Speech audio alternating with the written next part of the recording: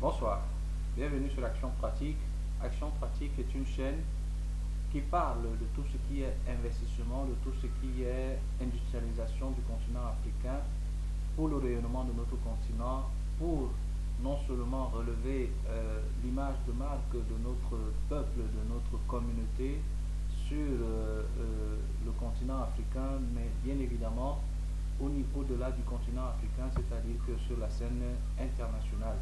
Si tu es nouveau sur cette chaîne, je t'invite à t'abonner, je t'invite à mettre le pouce bleu et à partager massivement nos vidéos parce que plus la communauté grandit,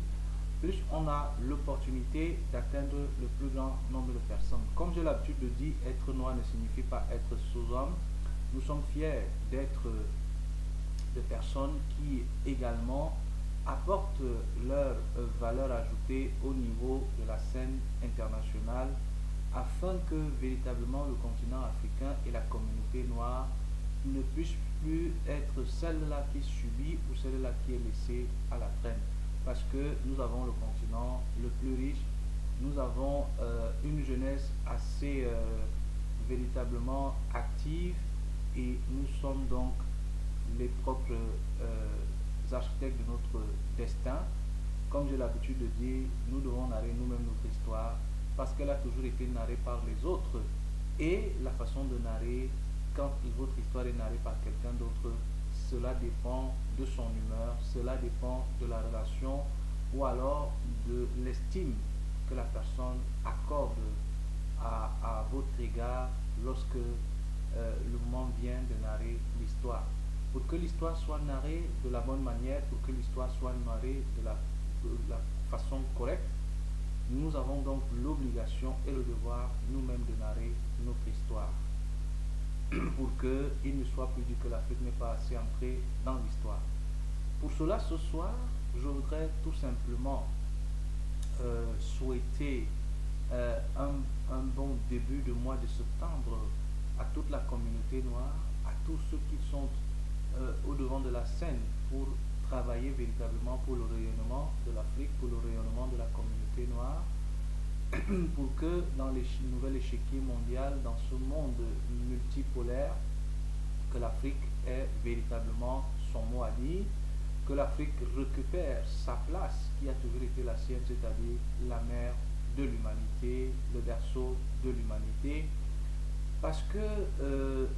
l'Afrique est aujourd'hui dans des moments charnières où nous avons l'obligation et le devoir non seulement de faire porter notre voix au devant de la scène internationale, mais également de nous mettre au travail. En ce mois de septembre, pour ceux qui peut-être sont encore dans le moment d'euphorie de vacances, nous devons savoir que lundi c'est la rentrée scolaire. Quand je parle de rentrée scolaire, cela n'est pas seulement en Afrique, même en Occident, un peu partout dans le monde. La semaine prochaine, tout au moins, même si ce n'est pas lundi, c'est le début de la rentrée scolaire pour certains établissements et au fur et à mesure, en fonction des systèmes, en fonction des établissements, ce sera le départ pour les tout petits à l'école, ceux qui sont au collège et puis ceux qui sont à l'université. Tout au moins le mois de septembre, nous le savons dans le monde entier, c'est un mois qui vient mettre fin aux 3 mois de congé, aux 3 mois de vacances. J'espère que vous avez bien profité de vos vacances, j'espère que vous avez véritablement découvert de nouveaux endroits. Pour ceux qui se sont déplacés, pour ceux qui ont voyagé, ceux qui ont eu l'opportunité de se déplacer, pour ceux qui sont restés sur place, j'espère que les vacances ont été très bonnes pour vous. Pour ceux qui, pendant les vacances, ont initié des activités, ont mis sur pied des activités pour pouvoir générer des revenus, je vous félicite parce que, comme j'ai l'habitude de dire, c'est le pouvoir économique qui fait bouger les lignes. Tout simplement, ici sur cette vidéo, je voudrais vous rappeler aux uns et aux autres que oui, c'est vrai, la rentrée scolaire, elle est là. J'espère que les parents se sont préparés parce que c'est des défis, c'est des challenges. Pourquoi? Parce qu'il faut se lever tôt maintenant. Le rythme va changer. Si on avait perdu un peu le rythme, il faut se lever tôt pour accompagner les enfants à l'école. Il faut être prêt à 14 h pour aller les chercher pour ceux qui sont à 14 h, d'autres à 15 h 30, et dans certains établissements, hein, un peu plus tard, c'est-à-dire 17 heures pour les plus grands par exemple qui sont dans des classes de terminale. Pour ceux qui sont à l'université, le challenge il est là, c'est de sortir tôt le matin par exemple pour ceux qui prennent le bus, pour ceux qui prennent les cars, pour ceux qui vont avec des véhicules personnels parce que les embouteillages ça va reprendre très très fort. Et pour ceux qui prennent le métro, par exemple, pour ceux qui sont en Occident, hein, je dis bonjour à tous ceux qui sont en Occident, dans des grandes villes de l'Occident et au niveau du continent africain, ce beau continent à 30 millions de kilomètres carrés, le deuxième plus grand continent autant pour moi, après l'Asie, un continent à 1,4 milliard d'habitants, donc la population la plus jeune a moins de 25 ans, donc c'est le continent où tout est possible, c'est le continent de toutes les possibilités, le continent qui regorge le plus grand nombre de matières, c'est-à-dire que les matières premières en plus grande quantité, donc il n'est pas, comment je vais dire ça, il n'est donc pas possible que nous soyons cette population-là ou ce peuple-là qui n'arrive pas à s'en sortir. L'objet de cette vidéo est tout simplement non seulement un premier ressort de vous souhaiter un bon début de mois de septembre, une bonne rentrée scolaire, mais également d'encourager les uns et les autres ici à envoyer les enfants étudier parce que de par l'éducation, nous avons donc la possibilité d'acquérir des connaissances, ces connaissances qui vont être utiles au continent demain, à notre communauté, parce que c'est en étudiant qu'on acquiert des connaissances, ces connaissances qui nous permettent de développer des capacités, ces capacités qui, bien évidemment, nous permettent demain, lorsqu'on est à un certain âge, de créer des entreprises pour que ces entreprises-là génèrent de la richesse. Parce que, comme j'ai l'habitude de dire, c'est le pouvoir économique qui fait bouger des lignes. Et une seule façon existe que moi je connais tout au moins, et je pense que pour ceux qui sont des experts ou pour ceux qui m'écoutent ou pour ceux qui vont voir cette vidéo lorsqu'elle est disponible sur la plateforme, ne me démentiront pas, c'est-à-dire que c'est en créant des activités qu'on peut véritablement générer de la richesse et devenir riche.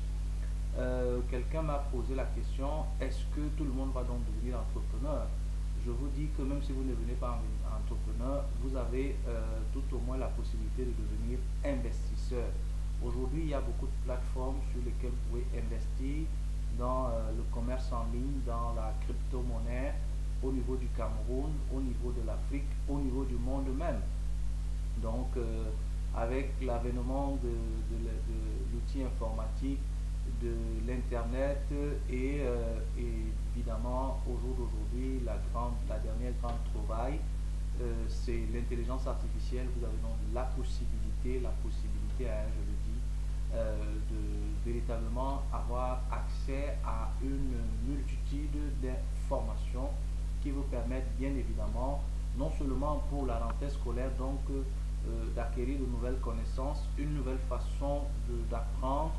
Pour ceux qui sont habitués par exemple à l'intelligence artificielle, dont la nouvelle trouvaille avec OpenAI qui est ChatGPT, donc vous avez donc la possibilité de faire un certain nombre de choses que peut-être l'année dernière il n'était pas possible de faire, bien évidemment en étudiant assez rapidement, en travaillant pour faire des rédactions de vos sujets, bien évidemment dans d'autres domaines également. Donc ne voyez pas ChatGPT à la nouvelle rentrée scolaire pour les élèves, les étudiants, comme si c'était un instrument, ou alors comme j'ai entendu beaucoup de personnes dire que ça vient avec une peur, les gens ont une peur dans le ventre, une peur bleue, pour prendre la place de beaucoup de personnes. Moi je dirais que pour ceux qui sont assez intelligents, par exemple au niveau des élèves, au niveau des étudiants, ça vous permet non seulement de booster, d'aller plus vite au niveau du rendement, c'est-à-dire que dans vos études, et pour les professionnels, je pense que ChatGPT doit plutôt, j'allais dire, hein, un allié qui nous permet d'accélérer nos différentes tâches. Pour ceux qui sont des exécutifs, je pense que ChatGPT devient véritablement un, comment je vais dire ça, un partenaire, un allié, un partenaire au niveau de la productivité, de la production également. Parce que pour ceux qui sont exécutifs, ce que nous devons savoir, c'est que nous sommes donc des personnes, parce que je parle ici en tant qu'exécutif, euh, des personnes qui doivent s'atteler uniquement aux tâches à haut rendement. J'entends ici tâches à haut rendement, c'est-à-dire que la vision de l'entreprise, la captation, les politiques de captation de clients, doubler la facturation, pourquoi pas la tripler, donc véritablement, ou alors comment je vais dire ça, le fait de multiplier les différentes agences. Si on est dans le commerce de distribution, si on est par exemple dans la production industrielle, tout dépend, ou dans l'agriculture, tout dépend donc du domaine dans lequel on exerce. Ce que j'ai l'habitude de dire, c'est que c'est en entreprenant qu'on acquiert véritablement de l'expérience, hein. Donc j'invite mes jeunes frères, j'invite les tout petits à véritablement vous intéresser à l'entrepreneuriat, et j'exhorte les parents en cette nouvelle rentrée scolaire d'inscrire vos enfants, ou alors de mettre vos enfants dans des filières qui vont permettre à l'économie africaine de décoller, à l'industrie africaine d'avoir de la main-d'œuvre qualifiée et une main-d'œuvre de qualité. Parce que, comme j'ai l'habitude de dire, je ne comprends pas pourquoi est-ce que, en tant que pays africain, en tant que continent, nous continuons à envoyer nos enfants faire des disciplines, ou alors s'inscrire dans des facultés qui, pour moi, pardonnez, je trouve qu'elles sont inutiles. Parce que quand vous envoyez les enfants faire des séries, ou alors des matières qui véritablement pour moi, hein, ça n'engage que moi, c'est mon opinion, je fais cette allocution pour le continent africain, pour le peuple africain et pour la communauté, à toute personne qui verra cette vidéo. Vous avez le droit également d'apporter votre critique à cette vidéo, parce que c'est l'esprit critique qui fait croître, qui fait grandir, qui fait véritablement qui apporte quelque chose à la croissance non seulement d'une personne, à la croissance d'une communauté, à la croissance d'un pays, à la croissance du monde. Donc moi je ne suis pas de ceux qui disent que critiquer n'est pas bien. Il faut accepter l'esprit critique, mais j'ai l'habitude de dire ne pas critiquer pour critiquer, c'est-à-dire que critiquer pour apporter quelque chose de plus à ce qui a été dit. Donc bien évidemment, j'exhorte les parents ici, les uns et les autres, les enfants, vous-même, à vous véritablement former dans les métiers de l'avenir, les métiers de demain, véritablement chercher à comprendre ce que c'est que ChatGPT,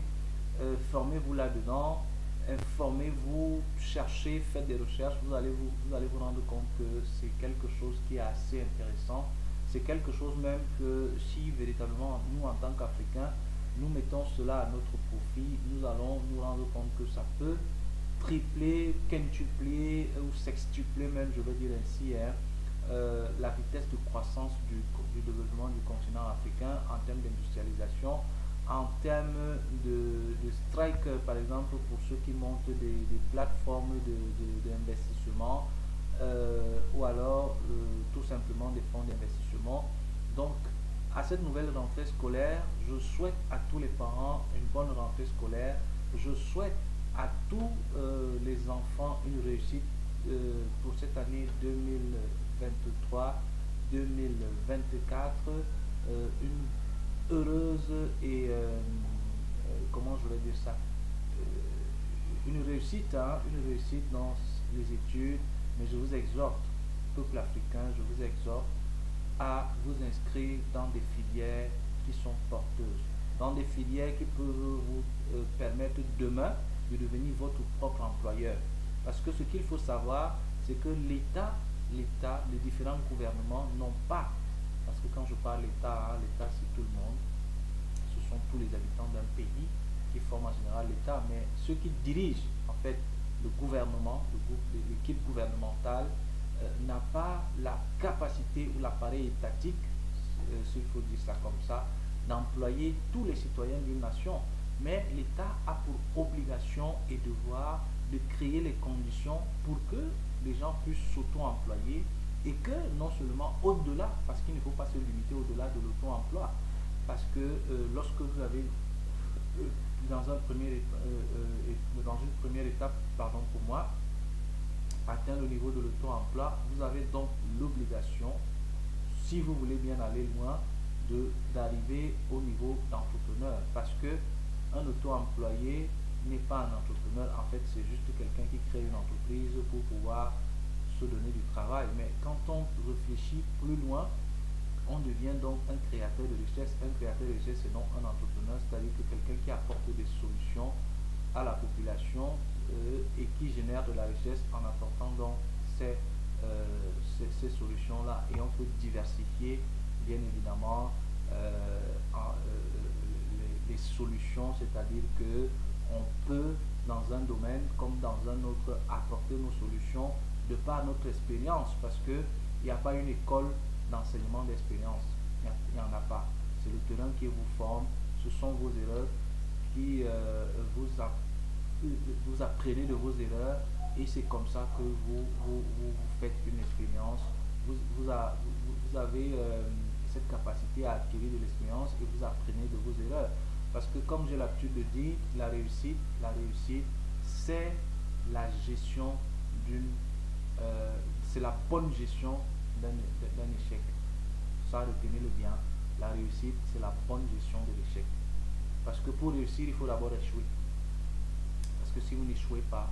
si vous ne vous fracassez pas, si vous ne faites pas face à des réalités du terrain, si vous n'êtes pas confronté à certaines difficultés, vous n'allez avoir aucune expérience. C'est donc la gestion de tous ces, si je peux appeler ça échec, de toutes ces difficultés qui vous amènent donc à la réussite. Et là, vous pouvez donc vous maintenir au sommet, comme beaucoup de nos grands frères, beaucoup de nos aînés, qui sont aujourd'hui des références au niveau du continent africain,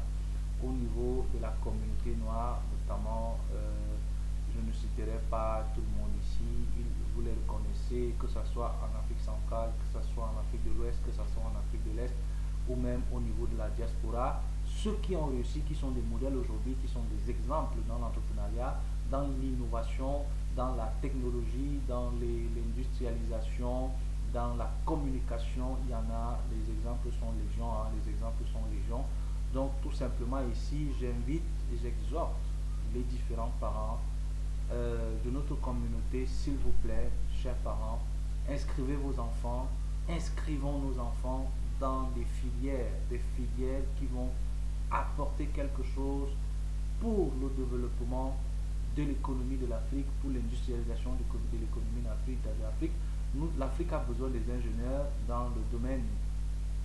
de l'aéronautique spatiale. L'Afrique a besoin des concepteurs de drones. L'Afrique a besoin des concepteurs et des constructeurs de bateaux. L'Afrique a besoin des concepteurs et des constructeurs de